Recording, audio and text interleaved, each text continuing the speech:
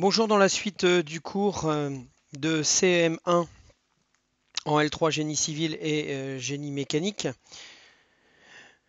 nous allons regarder les caractéristiques géométriques des sections. Pour pouvoir calculer des contraintes et des déformations, nous avons besoin de certains nombres caractéristiques et ces nombres caractéristiques sont en fonction de la géométrie des sections planes. Nous aurons besoin de calculer l'emplacement du centre de gravité au moyen de moments statiques et nous allons calculer les moments quadratiques, élément important permettant de connaître la réaction de la matière aux sollicitations. Si nous commençons par le centre de gravité, en fait, est l'émanation du moment statique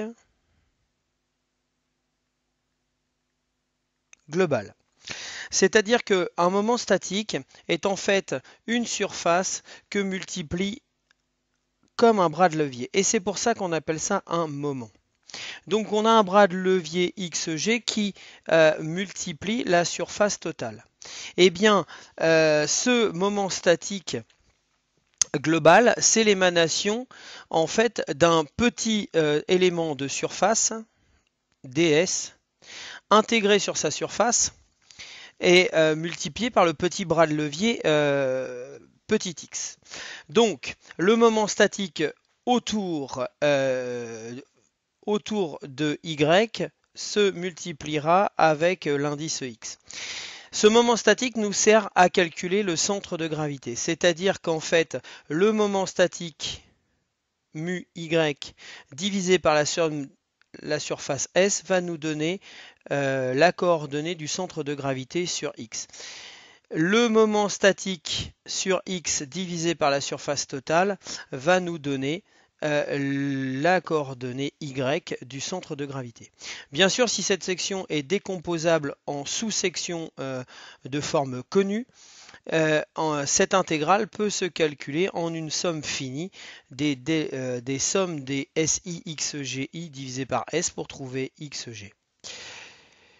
Bien sûr, dans l'exemple que je vous donne ici, vous pouvez bien sûr travailler en addition. C'est-à-dire que cette surface, c'est en fait l'addition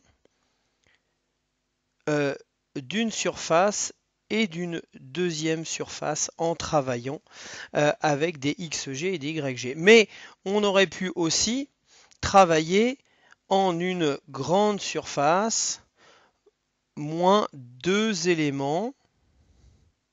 Voilà, que je vais assurer. Donc, une surface S1, une surface S2, une surface S3. Évidemment, cette solution n'est pas la meilleure,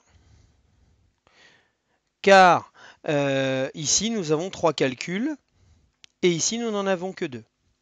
Il est plus intéressant de calculer avec une somme 1 plus 2. Voilà, vous avez le centre de gravité de cette surface qui est ici, que vous pourrez démontrer par calcul.